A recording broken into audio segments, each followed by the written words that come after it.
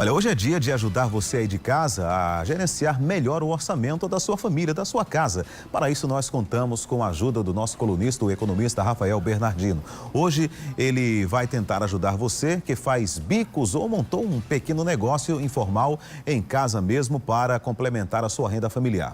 Como é que nós fazemos os cálculos para botar preço em nossos serviços ou produtos? Como chegamos a um preço justo, mas que seja competitivo e que nos traga lucro? Olha, essas são as perguntas que nós vamos tentar responder a partir de agora. E você, claro, vai poder participar dessa conversa fazendo suas perguntas pelo telefone. Está aí na sua tela 3216-5088. Boa noite, Rafael. Seja muito bem-vindo. Então, como é que a gente deve fazer para montar um negócio e cobrar o preço justo, tanto na venda quanto no serviço? Não levar prejuízo, nem cobrar tão caro, né? E nem entrar numa enrascada ainda pior. Boa noite, Omar. Boa noite, telespectador. De fato, é preciso cuidado com relação a isso. E nós temos que fazer a separação. Se eu trabalho como prestador de serviço, se eu sou encanador, eletricista, ou coisa que vale, ou se eu vendo produto na minha casa. A formação de preço é diferente. Nós vamos tratar, no primeiro momento, do prestador de serviço. Aquele encanador, aquele eletricista, aquela cabeleireira que precisa saber cobrar pelo seu trabalho. A primeira coisa que o prestador de serviço precisa fazer é um orçamento pessoal, é saber quantos são as suas despesas. Para poder daí acrescentar, somando todas as despesas, naturalmente dentro de determinada coerência, não pode exagerar, não é? Somando todas as despesas, acrescenta-se 10%, pelo menos, que é aquilo que precisa para poupar. Sim. Porque de tudo que a gente ganha, a gente precisa poupar pelo menos 10%. Somando tudo isso, você vê quanto você, prestador de serviço, precisa ganhar por mês para pagar suas contas. E ainda poupar 10%. Feito isso, tá bom, você encontrou o valor. Qual é, agora, como é que eu vou buscar o valor da minha hora de trabalho? Em geral, a gente tem que fazer o cálculo pela quantidade de horas que a gente trabalha. Então, na hora que você tem o valor da sua conta, da sua despesa, você vai buscar projetar a sua receita. Em geral, se trabalha 8 horas por dia. O prestador, 8 horas por dia, 5 dias por semana, supondo que a gente trabalhe de segunda a sexta, dá 8 horas por dia, vezes 5 dias na semana, daria 40 horas por mês, 40 horas por semana. Pois bem, se você é prestador de serviço, precisa se deslocar de um lugar para outro para prestar serviço ao seu cliente, a gente não pode considerar 8 horas, porque parte do tempo nós vamos gastar no trânsito. Então, a gente vai considerar 6 horas de trabalho por dia. Então, vezes 5 dias por semana, eu trabalharia 30 horas por semana. Como o mês, em geral, tem 4 semanas, eu trabalharia 120 horas por mês. Para fazer uma conta mais conservadora, vamos considerar o valor de 100 horas trabalhadas por mês. Bom, considera aquele valor, então, que você precisa ganhar por mês para pagar suas contas, divide por 100, você encontra o valor da sua hora de trabalho. Com isso, você pode, daí, dar orçamento, fazendo o cálculo de quantas horas você gastaria para trabalhar, para realizar um determinado serviço. Mas aí tem o seguinte, bom, e se o trabalho for longe da minha casa? Nesse valor que você fez do seu orçamento, você acrescenta o valor do transporte, da gasolina da moto, ou do carro, ou um táxi, ou um ônibus, etc. E com isso você fica com mais base para fazer a cobrança do seu cliente de uma forma justa. Naturalmente que, ao fazer essas contas, tem que comparar com o preço de mercado para ver se você está bem ou mal posicionado com relação a isso, porque você tem que ser competitivo. Agora, Rafael, por exemplo, eu sou um cabeleireiro, um exemplo, né? Aí monto um pequeno negócio num bairro de periferia e o mesmo pequeno negócio, né, de corte de cabelo num bairro mais nobre.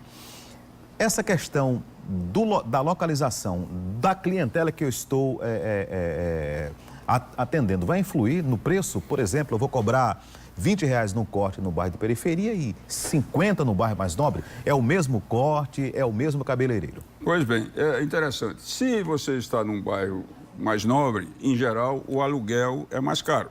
As despesas são maiores. Então, não deve cobrar mais caro porque não está num bairro nobre.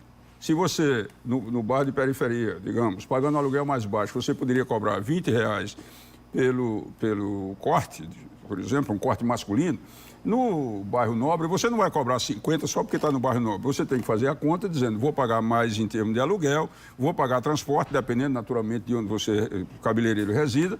Você vai cobrar, se possível, vamos supor, apenas para efeito de raciocínio, que você consiga alugar um ambiente para fazer o seu salão num bairro Nobre, pagando o mesmo aluguel que você pagaria num outro bairro. Então, você vai cobrar o mesmo preço, com isso você vai ter muito mais clientes. Então, não é correto cobrar mais caro porque está no bairro rico ou cobrar pela cara do cliente. Não, o preço tem que ser em função do seu orçamento pessoal e do valor que você precisa ganhar por mês. Ok, e no caso, Rafael, de você que vende produtos, né? Tem a questão e você propõe entregar esse produto lá no local onde o cliente mora ou no local do estabelecimento do cliente.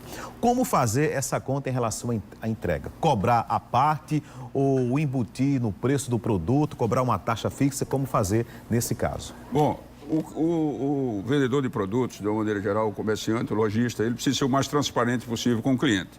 Então, ele deve formar preço em função, uma técnica de formar preço que a gente pode discutir aqui em próximas oportunidades. Mas, em geral, influencia o preço do custo da mercadoria que eu comprei, os impostos que eu vou pagar sobre o valor da venda e, naturalmente, os gastos que eu tenho para ter aquele comércio.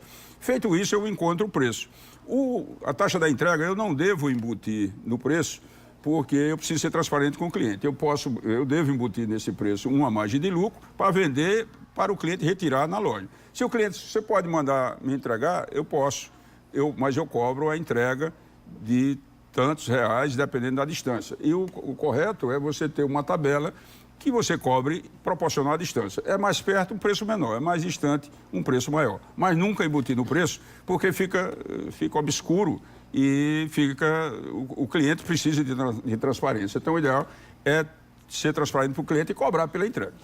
A dona Luzia Batista, lá de Bahia, né, ela trabalha com refeições com marmitas. Ela quer saber como é que faz para ela calcular o gasto do gás nesse negócio específico dela. Maravilha. A senhora faz o seguinte, a senhora presta atenção quanto tempo demora um botijão de gás, quantas marmitas a senhora consegue produzir com o mesmo botijão de gás, que aí a senhora tem um custo de um botijão dividido pela quantidade de marmita. Vamos supor, só para efeito de raciocínio, que a senhora com um botijão de gás que custa R$80, você consiga fazer 160 marmitas com aquele botijão de gás, só para efeito de raciocínio. Então, eu teria o custo de gás de 50 centavos por marmita. Então, nesse caso, na hora que fizer a soma dos preços, quanto foi o feijão, quanto é o arroz e os ingredientes todos, acrescentaria o valor correspondente ao gás. E para saber, então, quanto é o gás, é ver quantas marmitas se consegue fazer com o mesmo botijão de gás. O José Lucas do Cristo, Rafael, bem rapidinho para a gente terminar, a gente está no nosso limite de tempo, perguntou o seguinte, ele é encanador, né, e procurou saber quanto é que as pessoas lá da área dele cobram para fazer um serviço semelhante. Ele procurou um preço realmente médio de todo mundo. Ele quer saber se isso é correto ou não. É correto, sim. A informação é a alma do negócio, como diz a história. Então, ao fazer isso, ele tem uma noção muito boa de quanto é que os clientes estão dispostos a pagar, porque estão pagando para os concorrentes. Ele tem que pegar, então, esse custo, somar com a quantidade de hora de trabalho dele e verificar se, com aquele valor, ele fatura o que ele quer faturar. Se puder ser mais barato um pouco, que ele fica mais competitivo, então baixa um pouco e cobra mais barato, porque o cliente sempre faz cotação de preço e, naturalmente, o preço é um indicador relevante para o cliente escolher o serviço. Agora, naturalmente, sem comprometer a qualidade. Ok, Rafael, muito obrigado mais uma vez pela sua presença aqui no nosso programa e aguardar o nosso próximo encontro quinta-feira, sempre com assuntos aí que interessam a todos que nos acompanham aqui no Cidade Alerta Paraíba. Boa noite e até a próxima semana, se Deus quiser. Boa noite, felicidade a todos.